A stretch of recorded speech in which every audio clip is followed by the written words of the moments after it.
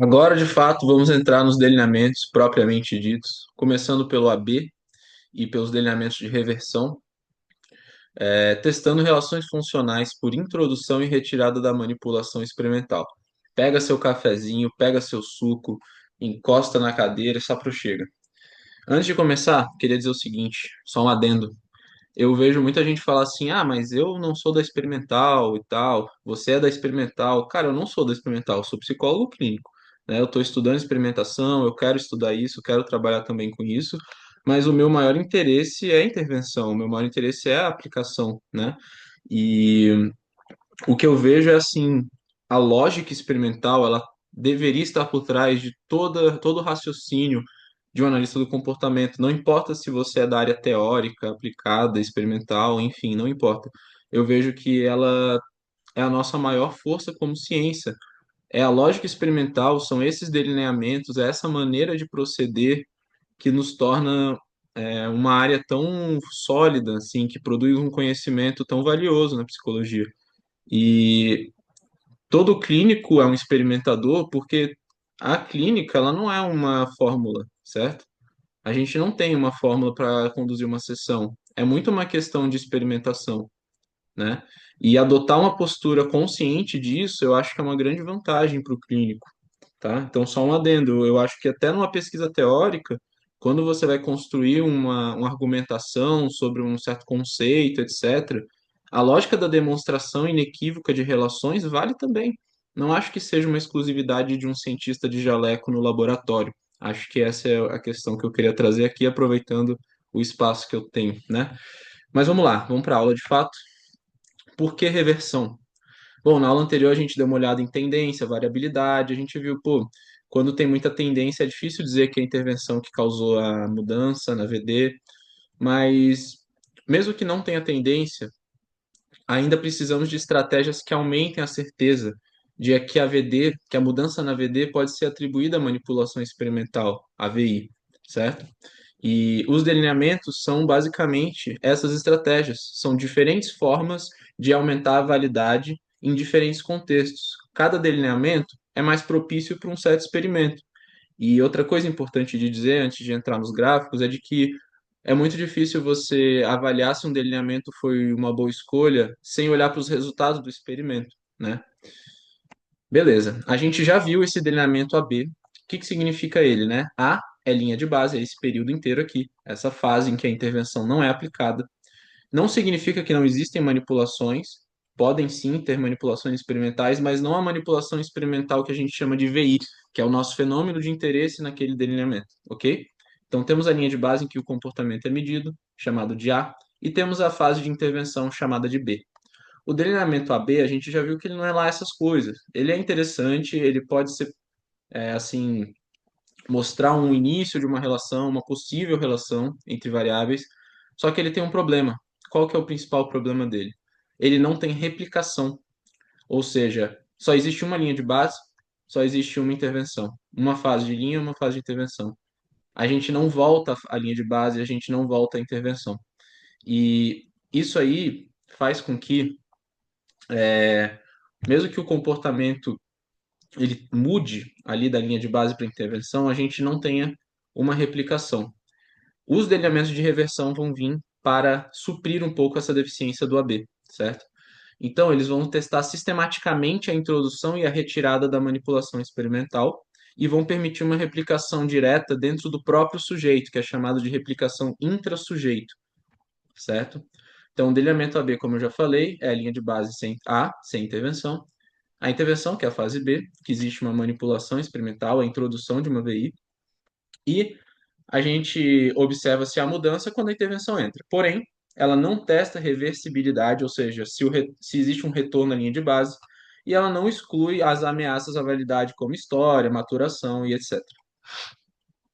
Sugere uma relação, não permite controlar com controle experimental robusto, e é um delineamento fraco em termos de validade interna, e eu acredito que não seria correto considerar ele um delineamento experimental por conta de tudo isso.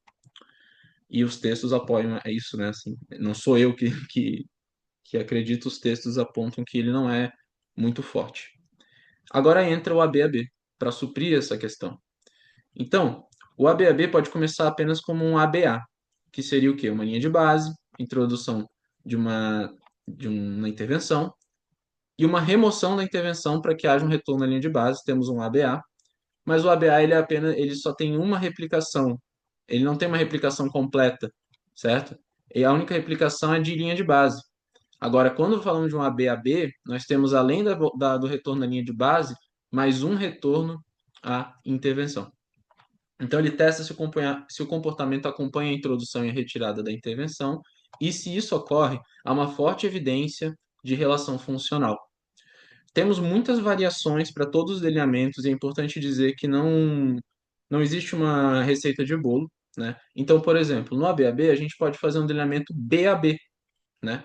Que seria já começar uma intervenção, retirar essa intervenção e depois colocar ela de volta. Um BAB, ele pode ser interessante quando o comportamento nunca ocorreu no sujeito, então não tem por que fazer uma linha de base dele, porque ele é zero, a gente já sabe disso, então já se parte direto para a intervenção. Ou quando o comportamento é tão urgente, tão prejudicial, que você já tem que intervir rápido, então você não tem tempo e recurso e ética para fazer uma linha de base, você já tem que intervir. E aí você faz um BAB. E, inclusive, o tamanho desses períodos, dessas fases, pode variar. Você pode fazer um B no começo, já com a intervenção, um A num dia para só para fazer um pequeno teste e voltar para um B rapidamente, se o comportamento for, por exemplo, sei lá, bater a cabeça contra a parede, né? Que algumas crianças têm essa questão, enfim. E não seria eticamente correto você deixar a criança ficar lá uma semana batendo a cabeça e registrando o comportamento dela, porque você estaria causando danos severos, né? Enfim. Por que que o ABAB e seus derivados fortalecem a validade interna?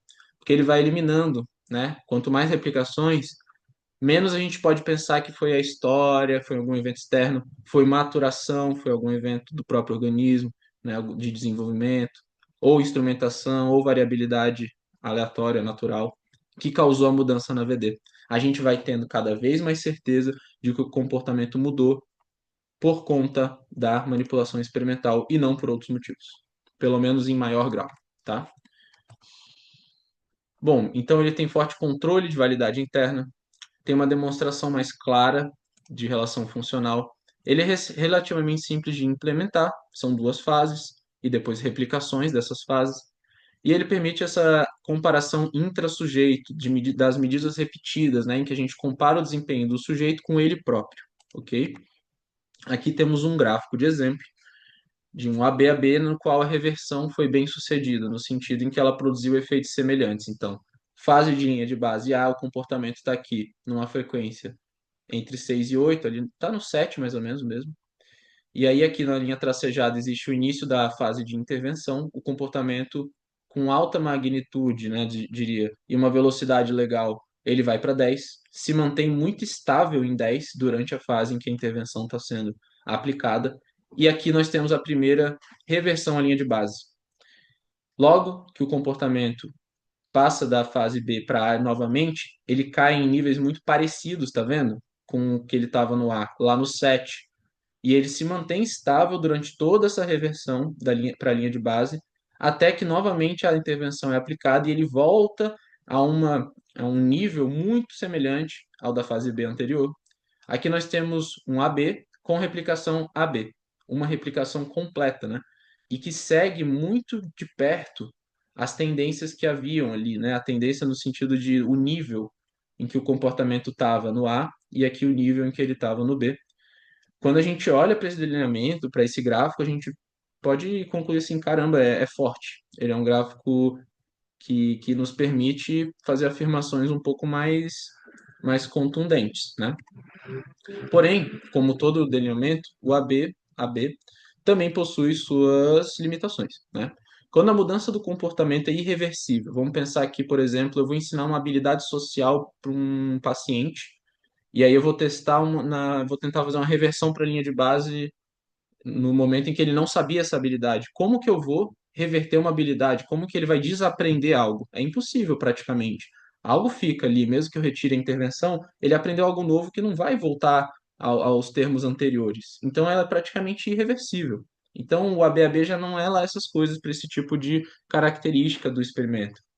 Quando remover a intervenção é antiético, por exemplo, você consegue fazer com que uma criança pare de bater a cabeça na parede, você não vai remover a intervenção para que ela volte a bater a cabeça na parede, concorda? E existem diversos casos em que isso seria completamente antiético e nada desejável, né? Quando o comportamento não volta à linha de base, ou às vezes ele demora muito tempo para voltar à linha de base, né, com intervenções que têm uma duração muito longa ali de efeito, não daria tempo no experimento, não seria viável esperar a reversão e depois ter que entrar de novo com a intervenção, certo? Enfim, e outras limitações. Mas essas são as principais. E ali embaixo tem, né, os exemplos mais ou menos que eu já trouxe. Vamos olhar aqui para um exemplo gráfico em que o delineamento falha em demonstrar reversão, em demonstrar níveis semelhantes. Temos uma fase de linha de base A, o comportamento está lá em 7, uma intervenção que eleva o comportamento até 10 na fase B, e aí a primeira reversão para a linha de base, nada ocorre na frequência, ela permanece praticamente inalterada no mesmo nível da linha de intervenção, da fase de intervenção, desculpa, e, novamente, há uma tentativa de aplicar a intervenção e ela também não altera o comportamento de nenhuma maneira, ele permanece ali com pouquíssima variabilidade, ali estável no 10. Então, aqui a gente olha esse elemento e pensa, o que que será que dá para tirar daqui? Né? Será que foi a intervenção que causou isso aqui, esse aumento, e ele perdurou? Foi uma intervenção com, assim, que não foi possível reverter? Será que foi uma coincidência de história, de algum evento que aumentou o comportamento e a intervenção teve zero efeito, e retirar ela também não teve efeito nenhum, né? Faz sentido pensar assim? Ela só se manteve, ou o que que aconteceu aí? Não dá para saber muito bem, mas não dá para dizer que foi a intervenção. É muito fraco. É uma coisa muito, seria uma especulação muito fraca, né? E outras explicações seriam muito mais fortes. Por exemplo, história, maturação, tipo aqui, sei lá, foram muitos anos, a criança se desenvolveu e biologicamente amadureceu, por isso que houve um aumento na frequência. Enfim, percebe que a explicação que foi AVI é muito fraca. Conclusão: o delineamento ABAB e seus derivados são ferramentas fortes para garantir controle experimental, mas eles não são aplicáveis quando a mudança é irreversível ou seria antiético fazer essa reversão, tá? E aí que vão entrar os outros delineamentos que a gente vai ver daqui para frente, como por exemplo a linha de base múltipla. Então, o gancho para a aula 5 é o seguinte: se eu não posso fazer reversão, como então eu vou demonstrar que a minha intervenção controla o comportamento? Se eu não posso sistematicamente colocar e retirar a intervenção, quais são as outras ferramentas que a análise do comportamento tem, né, para fazer isso? A resposta é exatamente essa: utilizar outros delineamentos. Então, é isso. Vamos para a próxima.